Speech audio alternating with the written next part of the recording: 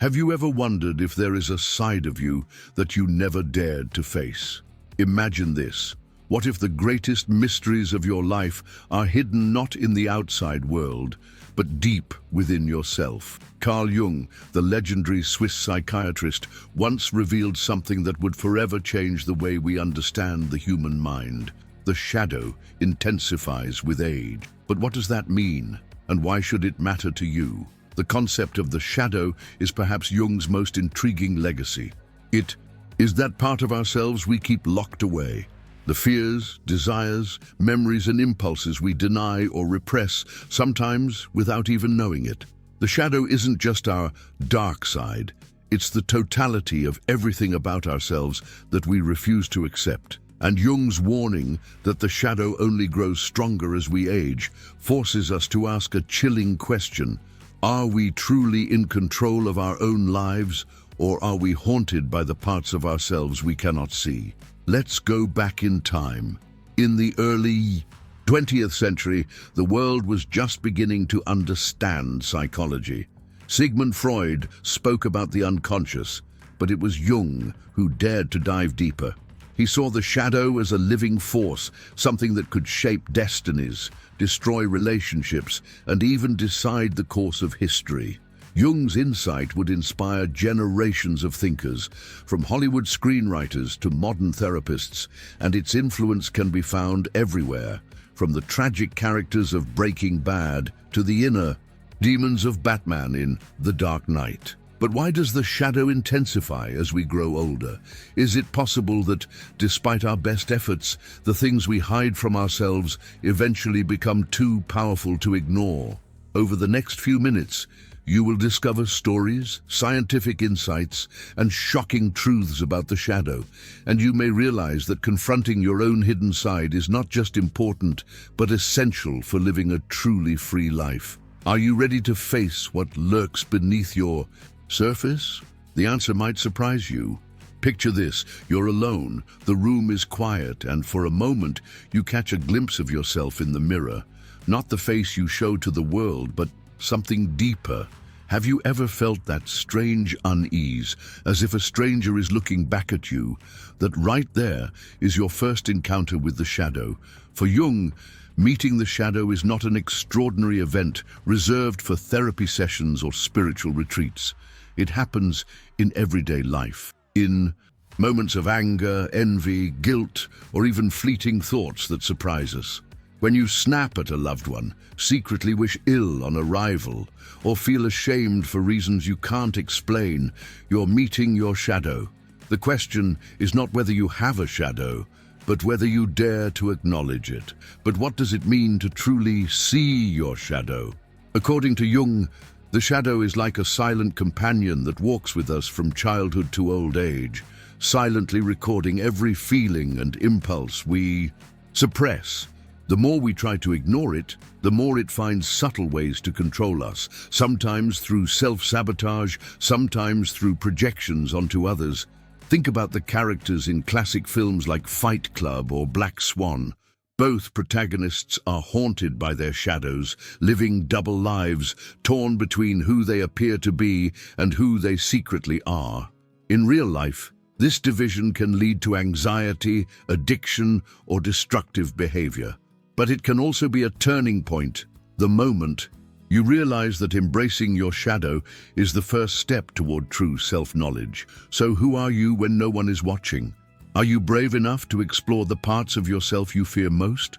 Or will you let your shadow rule from the darkness, growing stronger with every secret you keep? The journey has only just begun. Did you know that your shadow began to form long before you ever understood the word shadow? In the mysterious world of childhood, our first secrets are born, and the roots of our hidden selves begin to take shape. But how does it happen, and why does the shadow start so early? Imagine a child learning what is good and what is bad. Every time they are told not to cry, not to be angry, not to be too much, a seed is planted in the shadow. Our parents, teachers, and society all play a part in shaping this hidden side, not out of malice, but out of a desire to help us fit in. Yet, Every suppressed emotion or forbidden thought is locked away, becoming part of a growing reservoir of shadow material. Jung believed that the shadow is a natural byproduct of civilization. As we learn to conform, we also learn to hide, sometimes even from ourselves. But the shadow is never truly silent. Childhood traumas, unspoken fears, and moments of shame follow us, shaping our personalities and influencing our choices as adults. Have you ever wondered why certain memories haunt you, or why some feelings never seem to fade? The answer may lie in your earliest encounters with your shadow. Stories from real people, like the repressed anger of a bullied child who grows up to be a controlling adult, or the secret dreams of a shy kid who becomes a passionate artist, show how the shadow can both wound and inspire. As we grow, the shadow grows with us, adapting and changing form. And as Jung warned, if we don't learn to face these early shadows, they may intensify, emerging later in life with even greater power. The question is, will you dare to look back and uncover the secrets you've carried since childhood?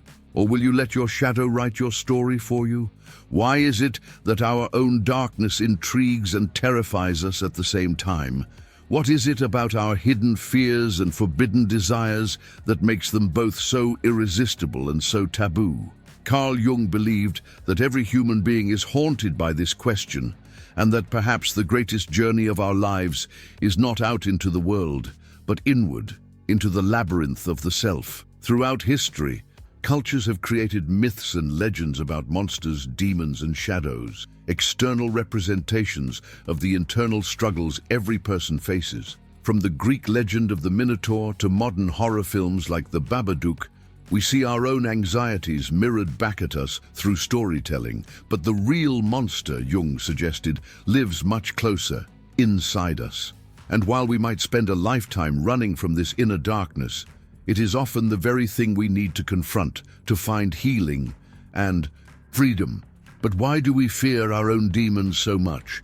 Part of the answer lies in the way society teaches us to value light over darkness, goodness over evil, order over chaos. We are told that to be good is to be without flaws, without anger, without envy. But this one-sided view of humanity is an illusion. Jung argued that the more we suppress our darkness, the more it accumulates in the shadow, growing in intensity until it can no longer be contained. There's a reason why people are drawn to stories of villains, anti-heroes, and characters who flirt with the edge. The popularity of shows like Dexter or Breaking Bad reveals our secret fascination with those who embrace the sides of themselves we are taught to reject. We are both repelled and enthralled by these figures because on some level we recognize our own shadow within them.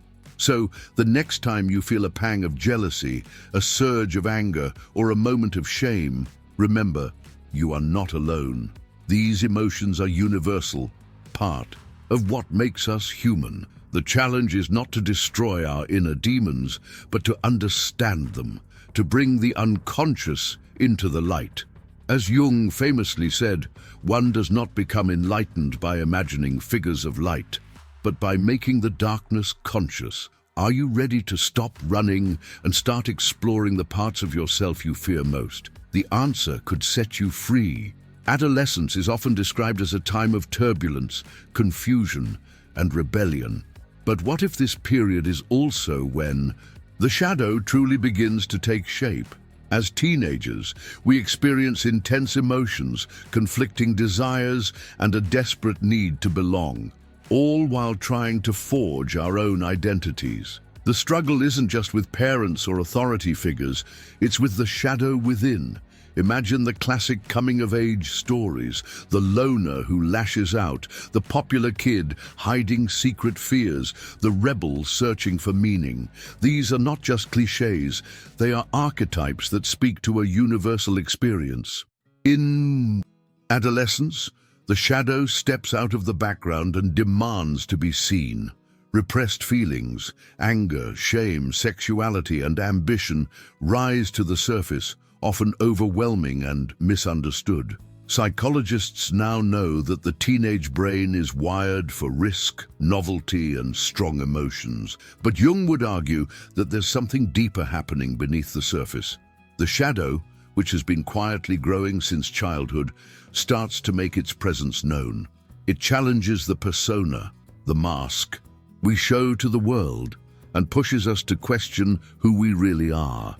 Have you ever wondered why so many teenagers are drawn to dark music, horror films, or even flirting with danger? These interests are more than just a phase. They are symbolic attempts to explore the shadow, the struggle with identity, the battles with authority, the experimentation with new experiences. All of these are part of the process of integrating the hidden self. But adolescence is also a crossroads. Some manage to acknowledge their shadow and grow from the experience, while others deny or repress it, setting the stage for future struggles. The choices made in these years can echo throughout a lifetime.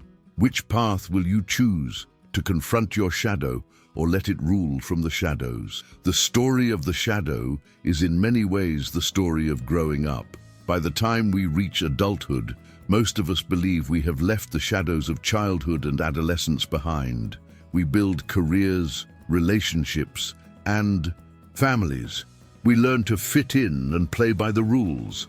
But what if, beneath the polished surface of adult life, the shadow is only getting stronger, hidden in plain sight, influencing every decision we make? Adults become experts at distraction. The demands of work, bills, social obligations, and endless responsibilities leave little time for self-reflection. It's easier to ignore uncomfortable feelings, bury old wounds, and rationalize our behavior. But as Jung warned, the shadow does not disappear simply because we ignore it. In fact, the more we deny it, the more it operates from the background, shaping our reactions, relationships, and even our health. Think about the moments when you lose your temper over something trivial, or when you find yourself judging others harshly for traits you secretly dislike in yourself. These are clues that the shadow is active, pulling the strings from behind the scene. In movies like American Beauty or Revolutionary Road, we see characters who seem to have it all, but are haunted by unfulfilled dreams and unacknowledged pain. The perfect facade begins to crack, revealing the shadow that was always there. The irony is that the more adult we become, the more skilled we are at hiding not only from others, but from ourselves. But true growth requires honesty, the courage to admit that we are not as in control as we appear. Jung believed that midlife crises, breakdowns, and sudden changes of heart are often signs that the shadow is demanding to be seen. The question is, will you answer the call, or will you keep pretending everything is fine? The journey into adulthood is not about banishing the shadow, but learning to live with it, understanding that our hidden self is not an enemy, but a guide. Only by making peace with our shadow can we hope to live authentically. Are you ready to see what you've been hiding from yourself? The next chapter awaits. Have you ever noticed that the qualities you dislike most in others are often the ones you secretly struggle with yourself? What if the world around you is actually a mirror, reflecting not just your strengths, but also your hidden fears, wounds, and desires? Carl Jung called this process projection, and it's one of the shadow's most powerful tricks. Projection happens when we unconsciously attribute our own unwanted traits, feelings, or motivations to other people. Instead of recognizing our jealousy, anger, or insecurity, we see those qualities in friends, family, co-workers, or even strangers. It's easier and sometimes more comforting to judge someone else than to admit the truth about ourselves. Yet, as Jung warned, these projections are clues, signposts pointing straight to our shadow. Consider the classic film, The Godfather. Michael Corleone insists he is nothing like his father, yet slowly, inevitably, he becomes the very thing he despised. Or think about the countless stories where the villain and hero are two sides of the same coin, each battling the part of themselves they fear most. These narratives resonate so deeply because they mirror the battles we fight within our own hearts. But why does projection happen? It's a defense mechanism, a way for our psyche to protect us from the discomfort of self-awareness. The more painful the truth, the more likely we are to see it in others rather than ourselves. Over time, this creates patterns, cycles of blame, resentment, and misunderstanding in our personal and professional lives. The real breakthrough comes when we realize that every projection is an invitation, a chance to learn about the parts of ourselves we've disowned. Instead of asking, why are they like that? We can ask, what does this trigger in me? This shift, though uncomfortable, is where true growth begins. So next time you find yourself harshly judging someone, pause and look inward. What is your shadow trying to tell you? The world is your mirror, and if you dare to look, you might discover the keys to your own transformation. What happens when the shadow is ignored for too long? History, literature, and even our own lives are filled with moments when the hidden self bursts forth, sometimes in spectacular, sometimes in catastrophic ways. Jung believed that personal crises are not random misfortunes, but calls from the unconscious, demanding attention and change. Think about the midlife crisis, the person who suddenly abandons their job, their marriage, or their old identity in search of something new, or the quiet neighbor who, after years of repression, acts out in ways that shock everyone. In movies like Joker or Falling Down, the protagonist's descent is not just madness, but the eruption of a shadow that could no longer be contained. But crisis isn't always negative. In many spiritual traditions, the dark night of the soul is seen as a necessary rite of passage, a painful but essential journey that leads to rebirth. For Jung, crisis was the shadow's way of pushing us toward wholeness. When the persona, the mask we wear for the world, finally cracks, we are forced to face the truth of who we are. Only then can genuine transformation occur. Science backs this up. Studies in psychology show that people who face adversity and integrate their difficult experiences emerge stronger, more creative, and more compassionate. The shadow, when acknowledged, becomes a source of insight and resilience. Yet, there's always a choice. We can run from our crises, blaming others, or numbing ourselves with distractions, or we can accept the invitation to change, using the turmoil as fuel for growth. The next time life turns upside down, ask yourself, what is my shadow trying to teach me? Sometimes the darkest moments reveal the brightest truths. Have you ever wondered why certain people trigger you so intensely, while others bring out the best in you? Relationships, romantic, familial, or even professional, are fertile ground for the shadow to emerge. It is in connection with others that our hidden self is most powerfully revealed. Jung believed that every relationship is a dance of shadows.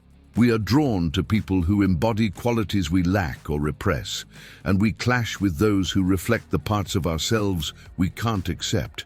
The passionate attraction, the bitter rivalry, the unexplainable tension, they are all messages from the shadow. Consider the classic Beauty and the Beast dynamic. We fall in love not with perfection, but with complexity, with someone who challenges us to see both our light and our darkness. Or think about long-standing family feuds, where old wounds and unspoken truths pass silently from generation to generation. These are the battlegrounds where the shadow wages war.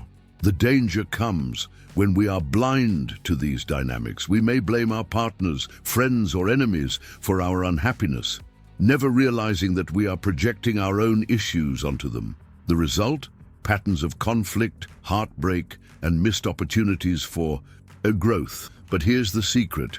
Relationships are also the best opportunity for healing. When we become aware of our projections, we can begin to communicate more honestly, forgive more deeply, and love more authentically. As Jung put it, the meeting of two personalities is like the contact of two chemical substances. If there is any reaction, both are transformed. So, the next time someone pushes your buttons, pause and reflect. What is your shadow showing you? Every connection is a chance to learn, to grow, and to become more whole. If only you have the courage to look within. Have you ever wondered why the issues you thought you'd buried long ago start to resurface as you grow older? Why do certain regrets, memories, and unfulfilled dreams become more vivid with age? Carl Jung's insight was both haunting and enlightening. The shadow intensifies with age. But what exactly causes this phenomenon? And what does it mean for our journey through life? As we age, the distractions and busyness that once filled our days begin to fade. Children grow up, careers plateau or end, and the external validation that once propped up our self-image becomes less important or even disappears. In this quieter space, the inner world becomes louder. Old wounds, denied truths, and repressed desires, once drowned out by noise and routine, start to demand our attention.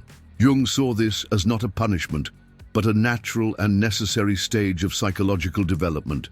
The shadow, having gathered strength over decades, now asks to be integrated. The longer we have ignored or denied it, the more intense its presence becomes. This is why so many people experience crises in later life, sudden depressions, existential anxiety, or even unexpected bursts of creativity. The shadow is no longer content to remain hidden. It insists on being seen. Consider characters like Walter White from Breaking Bad or Lester Burnham from American Beauty, ordinary men whose shadows erupt as they confront middle age. Their stories are cautionary tales and also invitations, reminders that if left unaddressed, the shadow can overtake even the most stable lives. But there's hope in Jung's message. Aging is not simply about loss or decline. It is an invitation to complete the journey of self-discovery. By facing our shadow, we have the chance to reclaim lost parts of ourselves, heal old wounds, and live with greater authenticity. The question is, will you answer the call, or let your shadow grow unchecked? Why does Jung claim that confronting the shadow is inevitable as we grow older? Is there a point in life when we simply cannot run from ourselves any longer? According to Jungian psychology, the second half of life is a time not just for achievement, but for integration, a reckoning with the aspects of ourselves we have long neglected. In youth, we focus on building careers, families, reputations. But as the years pass, the drive to prove ourselves fades. We begin to look inward, often for the first time, and questions arise. Who am I beneath my roles? What is left unfinished? What have I denied in myself for the sake of acceptance or success? Jung called this stage individuation, the process of becoming whole by uniting the conscious and unconscious parts of the psyche. The shadow, with all its uncomfortable truths and buried pain, is essential to this journey. In fact, Jung believed that ignoring the shadow in later life leads to stagnation, bitterness, and regret. This is not just theory, it's visible in the real world. Many people facing retirement or an empty nest are suddenly confronted by emotions they cannot explain. Old conflicts resurface, dreams long forgotten return with surprising urgency. For some, this leads to breakdowns. For others, to breakthroughs. Think of films like The Straight Story or Gran Torino, where aging characters must confront their past mistakes and inner darkness to find peace. These stories show that the confrontation with the shadow is not just inevitable, it is redemptive. It is through this process that we discover wisdom, compassion, and true self-acceptance. So, what will you do when your own shadow demands attention? Will you resist, or will you embark on the journey toward wholeness that Jung described?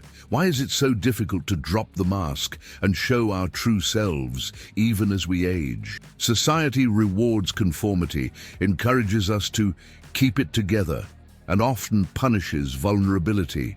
From a young age, we learn to put on masks, hiding our pain, anger, and unconventional desires behind smiles and polite conversation. But these masks are heavy, and as the years go by, they become harder to maintain. Jung argued that the persona or social mask is a necessary part of functioning in the world. But when we confuse the mask with our true identity, the shadow grows in the darkness, waiting for a moment of weakness to break through. The more we invest in appearances, the more disconnected we become from our inner life. Consider how social media amplifies this phenomenon. We present curated versions of ourselves, carefully hiding flaws and struggles. But behind every perfect photo is a shadow, a story untold, a feeling unshared. The pressure to perform, to appear fine, can lead to anxiety, depression, and a sense of isolation. Stories abound of people who seem to have it all, only to fall apart when the weight of the mask became unbearable.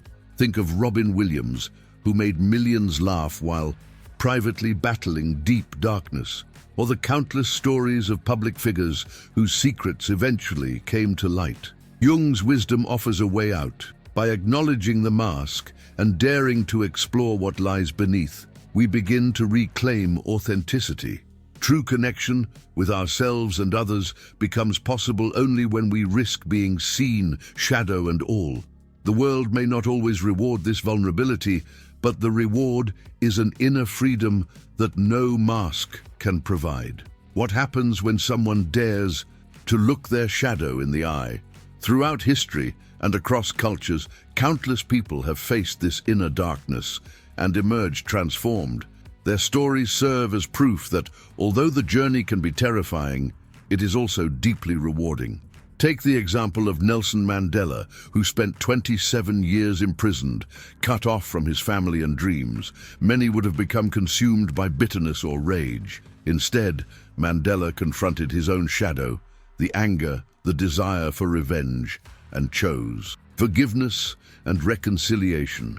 His story is not just about changing a nation, but about transforming himself from the inside out. In the realm of art, consider Frida Kahlo. Her paintings are raw explorations of pain, loss, and identity. Rather than hiding her suffering, she poured it into her work, turning her shadow into a source of creative power. Her courage to reveal the darkest corners of her soul made her an icon, not just of art, but of authenticity. And in everyday life, there are stories like that of a middle-aged woman who, after years of suppressing her true desires, finally leaves an unfulfilling marriage to pursue her passion for writing. Or the man who confronts his addiction and discovers a depth of empathy and strength he never knew he had. These are stories of ordinary people who, by facing their shadow, find extraordinary freedom. What unites them all is the willingness to stop running, to sit with discomfort, to grieve, to forgive, to create. Their journeys are messy, filled with setbacks and doubts, but the outcome is always the same: a life lived more fully, more honestly, and with greater compassion for themselves and others. What would your life look like if you stopped hiding from your shadow? The answer might just surprise you. Is it possible to make peace with our shadow, to not just confront it, but actually integrate it into our lives? Jung believed that this is not only possible, but necessary for a truly fulfilling life. Integration doesn't mean indulging our darkest impulses or erasing them. It means understanding, accepting, and learning from them. The first step is awareness. This means noticing when you are projecting, when you are triggered, and when you are avoiding uncomfortable feelings. Instead of judging or suppressing these moments, get curious. What is my shadow trying to teach me? Keeping a journal, talking with a therapist, or engaging in creative practices can help bring the unconscious into the light. The next step is acceptance. This is often the hardest part because it means embracing parts of ourselves we were taught to reject. But as countless spiritual traditions teach, healing begins where judgment ends. When we accept our anger, sadness, jealousy, or fear, not as enemies but as messengers, we begin to reclaim the energy locked away in the shadow. Finally comes transformation. As we integrate our shadow, we become more whole, more creative, and more compassionate. The traits we once feared can become sources of strength. The pain we avoided becomes wisdom we can share. As Jung said, until you make the unconscious conscious, it will direct your life and you will call it fate. The journey isn't linear or easy, but every step toward wholeness brings light into the darkness. Are you willing to see what's possible on the other side of your fear? At the end of his life, Jung left us with a secret, one that holds the key to personal freedom. He taught that true liberation doesn't come from denying or conquering the shadow, but from embracing it. The shadow is not a curse, but a doorway, a passage to greater authenticity, creativity, and self-understanding. Why is this secret so powerful?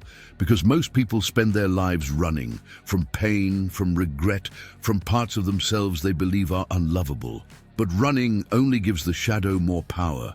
When we turn around, face it, and invite it in, something remarkable happens. We reclaim the energy we spent on avoidance, discover unexpected talents, and deepen our relationships.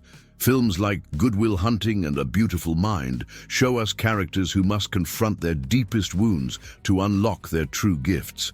Myths from around the world, from the hero's descent into the underworld to the phoenix rising from ashes, speak of the same journey, facing the darkness to find the light. This is Jung's final and perhaps greatest insight. Embracing your shadow is not just a psychological task, it is a spiritual journey. It is the way to freedom, fulfillment, and peace. The choice is yours. Remain trapped by what you fear, or take the leap into the unknown and discover who you truly are. The shadow will always be there, but so will the possibility of light. Which will you choose? As we reach the end of this profound journey into the mysteries of the human shadow and the enduring wisdom of Carl Jung, I want to invite you to pause for a moment and reflect. Not just on what you've heard, but on what you've felt along the way. The shadow, as we've uncovered together, is not simply a collection of negative impulses or hidden memories. It is a living force within us, a silent companion that grows and shifts throughout our lives. Sometimes it whispers in moments of doubt or pain. Other times it shouts during crises, demanding to be heard. Each of us, whether we admit it or not, walks this earth with a story that is far deeper, more complex and more beautiful than anyone else can see on the surface. Perhaps as you listened, you found yourself thinking about your own story, the secrets you've kept, the masks you've worn, and the questions that linger even when the lights go out and the world is quiet. Maybe you remembered times when you acted out of fear instead of courage, or when you projected your pain onto others because you didn't know where else to put it. Maybe you thought of the relationships that shaped you, the crises that nearly broke you, and the small, private victories that no one else will ever know. This is the paradox of the human soul. We are both light and shadow, both creators and destroyers, both wounded and capable of immense healing. Jung's great revelation that the shadow intensifies with age is not a warning of inevitable decline or despair. It is an invitation, a call to step fully into the adventure of self-discovery, to embrace the wholeness of who we are, to look into the darkness without fear, and discover, perhaps for the first time, the brilliance that lies within. You may be wondering, what now? Where do I go from here? This is where your story becomes your own. The journey into the shadow is never finished. It is the work of a lifetime. It asks for courage, for honesty, and for compassion, not just for others, but for yourself. It means forgiving yourself for the times you didn't know better, for the mistakes you made in moments of confusion or pain. It means looking in the mirror and seeing not just flaws, but possibilities. It means understanding that the parts of you that hurt, that long, that ache, are also the parts most capable of love. If you have felt alone in this struggle, you are not. Every person you meet, every stranger on the street, is carrying their own shadow. Some hide it behind smiles and jokes, others wear it like armor. Some turn it into art, music, poetry, or innovation. Others bury it so deeply they forget it's even there, until life forces them to remember. But the shadow, as Jung taught, is never our enemy. It is the unacknowledged half of our soul, waiting to be seen, waiting to be loved, waiting to be brought into the light. In this moment, I want to speak directly to you, not as a distant narrator, but as a fellow traveler on this road of life. What would it mean for you to stop running from your shadow? What doors might open if you allowed yourself to feel, to question, to hope again? What would it mean to believe that you are worthy of healing, worthy of forgiveness, worthy of a new beginning? No matter where you've been or what you've done or how many times you've stumbled, maybe you're thinking, I want to change, but I don't know how. I'm afraid to look too closely. I'm not sure what I'll find. That's okay. Real transformation doesn't happen all at once. It's 1,000 small choices: to speak honestly, to ask for help, to listen to your own heart, to risk being seen. It's in the little moments, the quiet acceptance of your flaws, the gentle patience with your pain, the willingness to try again when you fall, that the shadow begins to lose its grip and the light starts to break through. And now, as we bring this journey to a close, I want to offer you something more, a possibility that goes beyond psychology, beyond self-help, beyond anything you can do on your own. You see, there is a love that is deeper than any shadow, stronger than any regret, more enduring than any mistake. It is a love that has pursued you from the beginning, that knows every part of your story and calls you precious, beloved, and whole. It is a love that was spoken over the world long before you took your first breath, and it waits for you even now in the quiet places of your heart. For some, this may sound surprising, even radical, but allow me to gently share, with all respect and humility, a message that has transformed countless lives, a message that is as old as time and yet as personal as your own heartbeat. In the Gospel of John, chapter 3, verse 16, it is written, "For God so loved the world that he gave his only Son, that whoever believes in him shall not perish, but have eternal life." These words are not a threat or a burden. They are a promise. They speak of a love so vast, so unconditional, that it reaches into the deepest shadows of the human soul and says, you are not alone. You are not beyond hope. You are not too far gone. Imagine for a moment a love that knows you fully and still says, you are worth everything. Imagine a grace that meets you exactly where you are, not when you're perfect, not when you've figured everything out, but right here, right now, in the messiness and beauty of your life. This is the love of God, offered freely through Jesus Christ, not as a reward for good behavior, but as a gift for anyone willing to receive it. You don't have to have all the answers. You don't have to fix yourself first. You don't have to hide your doubts, your fears, or even your shadow. All that is asked is an open heart, a willingness to say, yes, I want to know this love. I want to be forgiven, to be healed, to be made new. Whether you have never heard this message before or have spent a lifetime wrestling with faith, the invitation remains, come as you are. Bring your questions, your struggles, your dreams, and your shadows. There is a place for you here. Over the years, I've heard so many stories of people who reached the end of their strength, who faced addictions, heartbreak, failure, or loneliness so deep they thought they would never recover. And yet, in their darkest moments, something broke through, a word, a gesture, a whisper of hope. Sometimes it came as a friend's encouragement, sometimes as a sudden insight, sometimes as an inexplicable sense of peace. Again and again, they described the same thing, a love that would not let them go, a mercy that reached further than their mistakes, a light that shone in their deepest night. I don't know what shadows you carry. I don't know the battles you fight in the privacy of your own mind.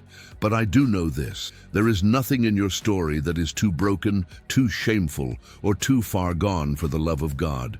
The cross of Jesus is not just a symbol of suffering, but a declaration that every shadow, every sin, every regret can be forgiven and transformed.